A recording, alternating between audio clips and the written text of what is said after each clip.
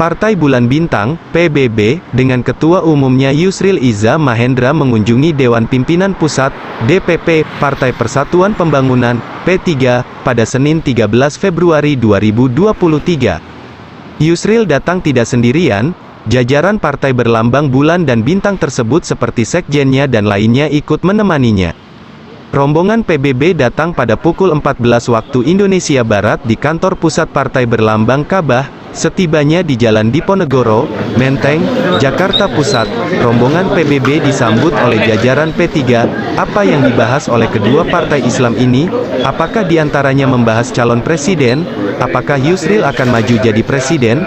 Simak penjelasan secara penuh dari kedua sosok PBB dan P3 tersebut yang terekam oleh ZIF Channel.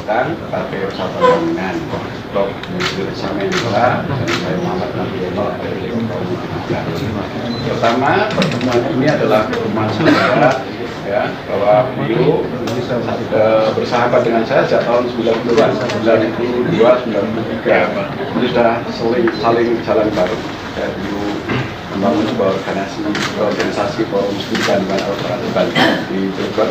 Ini beliau yang menjadi narasumbernya, dan itu berjalan selama 2 tahun.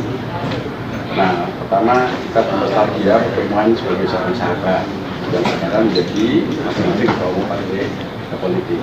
Selanjutnya juga mendiskusikan tentang kondisi perpolitikan nasional kita pada saat ini, di mana bangsa Indonesia sedang akan menghadapi pesta demokrasi 5 tahunan yang waktunya tinggal 11 bulan lagi. Nah, tentu kita berdiskusi membahas tentang perkembangan perpolitikan nasional kita, baik itu yang lahir dari pemikiran Partai Persatuan Pembangunan, dan juga yang lahir dari pemikiran Prof. Yusril sebagai Ketua Umum Partai Bulan Bintang, termasuk di dalamnya juga mendiskusikan tentang pelaksanaan pemilihan umum, juga tentang para tokoh-tokoh kita, bahwa partai itu sebagai kawah candra dibuka untuk menggarap, mendorong para tokoh-tokoh bangsa kita untuk kita angkat ke permukaan, untuk kita persembahkan kepada rakyat Indonesia dan untuk dipilih di pemilu yang akan datang. Garis besarnya itu silakan Prof. Yusril. Ya, baik. Partai Bulan Bintang. Baik. Pertama kami mengucapkan terima kasih kepada Pak Mamat Mardiono, selaku PLT Umum P3 yang hari ini telah menyediakan waktu untuk kami bersilaturahmi dan bertukar pikiran dengan beliau. Banyak sekali poin-poin yang beliau sampaikan yang menjadi perhatian bagi Partai Bulan Bintang, khususnya dalam menghadapi pemilu tahun 2024 yang akan datang. PBB dan P3 ini sama-sama partai Islam, partai kebangsaan Indonesia juga sekaligus, yang dalam pikiran kami berdua tetap harus eksis dalam perpolitikan nasional kita, yang karena sejak dulu selalu ada 2 kelompok besar dalam masyarakat kita ini, yaitu kelompok nasionalis dan kelompok Islam, yang dua-duanya itu harus bekerja sama untuk menyatukan bangsa dan membangun bangsa kita ini menjadi lebih besar, lebih kuat waktu yang akan datang. Dan kami mendiskusikan bagaimana caranya supaya antar partai Islam ini terjalin satu kerjasama yang baik, dan kita memulainya dengan P3 sebagai sesama saudara dan mencapai saling pengertian yang sangat baik, bahwa harus bertukar pikiran, sering bertemu, berdiskusi, bekerjasama dalam menghadapi pemilu yang akan datang, baik pemilu presiden maupun pemilu DPR. Karena telah terjadi perubahan besar di tengah-tengah masyarakat kita sejak 5 tahun yang lalu, ketika pemilu presiden dan pemilu legislatif itu dilakukan pada waktu yang bersamaan, sehingga fokus perhatian masyarakat lebih kepada pemilihan presiden dan wakil presiden. Dan biasanya ditanya, partai kamu siapa calon presidennya, siapa yang didukung. Jadi sepertinya menentukan memilih partai dalam pilek itu ditentukan siapa calon presiden dan wakil presiden yang diusung oleh partai bersangkutan. Dan ini tadi P3 dan PBB sama-sama akan mendiskusikan sebenarnya siapa yang akan dicalonkan, siapa yang akan didukung, bagaimana polisi ke depan dengan melihat perkembangan politik yang mutakhir, ya, dengan kekuatan partai politik yang ada sekarang ini. kemungkinan akan ada 2 atau 3 pasangan calon, dan yang seperti apa, nah, itu yang kita diskusikan dengan beliau tadi. Apakah tetap seperti KIP sekarang, ya, ataukah ada formasi yang baru? Bagaimana? Kami PBB berharap PBB dengan ketiga itu bisa sejalan dalam menentukan arah pemilihan presiden dan juga dalam penyelenggaraan pemilu yang akan datang. Juga tadi kita singgung dan diskusikan sedikit mengenai pilpres terbuka dan tertutup ini. Memang saya juga sekaligus mengklarifikasi kepada sahabat-sahabat kami dari P3, banyak misunderstanding ucapan saya di Mahkamah Konstitusi. Saya mengatakan sebenarnya partai-partai yang setuju dengan sistem pemilu proporsional tertutup itu tinggal 2, yaitu PDIP dan PBB, karena dua-duanya itu mempunyai akar ideologis dari masa yang lalu. Jadi kalau ditarik-tarik PDIP itu ya ujung-ujungnya ketemu PNI, kalau PBB itu ditarik-tarik ke belakang ujungnya ketemu Masyumi. Jadi karena itu ini 2 partai yang ideologis dan terkait dengan pelaksanaan pemilu. Partai ideologis ini mendukung sistem pemilu tertutup dan kecuali kita mengambil satu langkah yang pragmatis, dengan politik kita sekarang cenderung pragmatis. Lalu kemudian mungkin tidak salah paham, saya klarifikasi bahwa sebenarnya partai-partai lain tentu berideologi, apalagi P3 yang sama partai Islam, jelas ideologinya tidak ada bedanya dengan PBB begitu. Jadi ini terklarifikasikan masalah ini. Harapan kami kerjasama ini akan berlangsung terus sampai Pilpres akan datang. Saya juga tadi didiskusikan dengan Pak Bagiono. Ini kan kita semua menunggu MK, menunggu MK kapan akan diputus Pilpres pemilihan tertutup atau terbuka. Dan ini kalau diputus bulan April, bulan Mei kan sudah pendaftaran. Dan ini gimana mengatasi keadaan ini? Begitu juga formasi pemilihan presiden yang akan datang, karena bulan September kan paslon presiden dan wakil presiden sudah didaftarkan ke KPU. Jadi kalau dihitung tinggal 6 bulan dari sekarang. Dan kita lihat 6 bulan ini belum jelas betul arah. Ya sudah disebut nama-nama, beberapa nama calon presiden dan wakil presiden, tapi belum ada keputusan yang fix dari partai-partai, kecuali Nasdem barangkali, tapi PDIP sebagai partai terbesar di parlemen sampai hari ini belum menentukan sikapnya, padahal Pilpres tinggal 6 bulan lagi dari sekarang.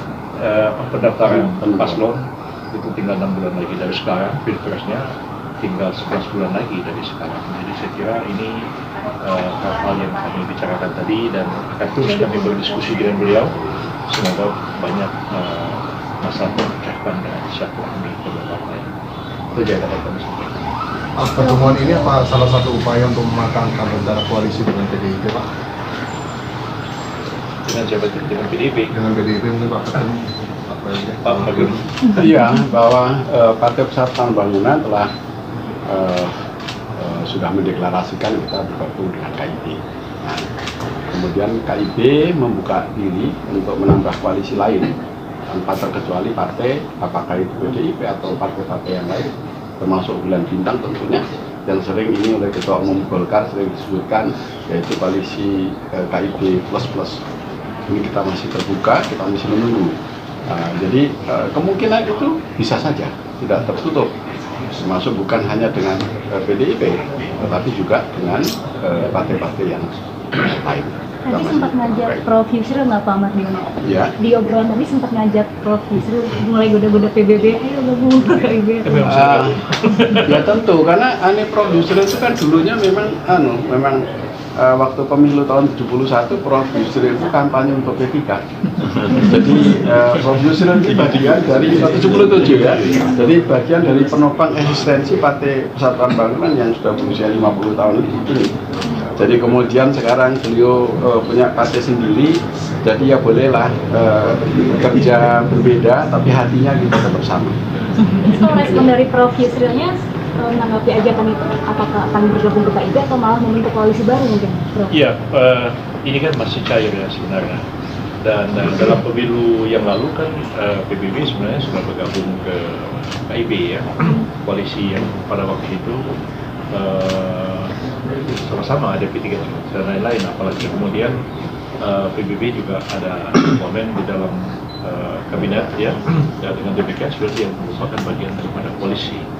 Dan kalau keinginannya Pak Presiden tadi disampaikan oleh Pak Mardiono supaya mempertahankan KIB itu. Jadi kalau KIB dipertahankan kan ada peserta barunya juga, ada Gerindra juga masuk ke dalam, ada PAN juga masuk ke dalam. Kalau PBB sudah ikut sejak pemilu tahun 2019 yang lalu. Dan apakah memang formasi koalisinya akan seperti itu atau muncul koalisi baru? Saya kira masih cair sampai sekarang ya. Yang baru kelihatan misalnya ada calon yang mendukung Pak Anies dari partai Nasdem yang eksplisit, tapi partai-partai lain masih cair. Ada juga Gerindra yang masih menjajaki ada kemungkinan mencalonkan Pak Prabowo lagi atau Pak Muhaimin Iskandar. Jadi masih terbuka kesempatan itu, dan juga di PDIP sendiri juga masih belum memutuskan apakah akan mendukung Pak Ganjar atau akan mendukung Mbak Puan atau bagaimana. Sampai hari ini juga belum ada keputusan. Jadi saya kira diskusi seperti ini penting dalam rangka mematangkan dan mudah-mudahan mencapai persamaan persepsi kita dalam menghadapi pemilu yang akan datang, khususnya antara PBB dengan P3 yang memang dari dulu itu ya sudah seperti saudara. Ya, terbuka peluang artinya ya. Nah, tapi sejauh ini kan kita lihat kalau peta politik kan belum ada mengumumkan satu capres satupun ya. Itu memang menunggu sikap dari PDIP untuk mengumumkan siapa capres yang akan diusung baru peta koalisi terbentuk, atau ada faktor lain sebetulnya kenapa belum? Oh tidak ya, kita tidak tergantung pada satu politik, tapi kita memang ingin berhati-hati istilahnya untuk mempersembahkan yang terbaik untuk rakyat Indonesia. Jadi kami secara intens terus mendiskusikan tentang tokoh-tokoh bangsa kita yang nanti akan kita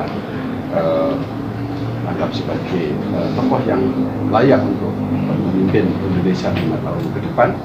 Nah, ini sedang terus kita garap, di samping juga kita memadukan ide dan gagasan dari ketiga partai ini. Termasuk hari ini merupakan bagian dari memperkaya gagasan-gagasan politik itu yang tadi lahir dari PBB ya, melalui Prof. Yusril. Tentu itu bagian dari memperkaya untuk diskusi kami nanti di KIB ya, untuk mengambil keputusan. Tentu nanti bagian dari, karena kita tahu Prof. Yusril juga bagian dari tokoh negeri ini ya. Nah, ini nanti terus kita akan berdiskusi sampai nanti adanya kesepakatan bersama, yaitu tokoh-tokoh siapa saja nanti akan ditetapkan menjadi calon presiden dan wakil presiden. Pada akhirnya nanti insya Allah koalisi itu nanti akan terbentuk dengan sendirinya. Tetapi kami semua berkewajiban ya terus untuk melakukan lobby-lobby politik, terus melakukan upaya-upaya untuk merangkum, mempersatukan, mempertemukan di antara partai satu dengan yang lain untuk kita bergandeng tangan untuk melahirkan sebuah gagasan baru, mengantarkan sebuah tokoh yang kami capable untuk meneruskan estafet kepemimpinan di negeri ini. Seraya inilah ditunggu oleh umat, ditunggu oleh rakyat Indonesia. Dan lagi memang kami sangat berhati-hati untuk tidak terlalu terburu-buru, tetapi ini tidak boleh lama lagi ya, karena memang waktunya tinggal 6 bulan lagi. Oke, Bang, tadi sampai disinggung soal diskusi mengenai proposal terbuka terbuka. Sikap P3 kan salah satu fraksi yang menolak. Tadi apakah ada ajakan dari PBB untuk mendukung upaya proposal terbuka?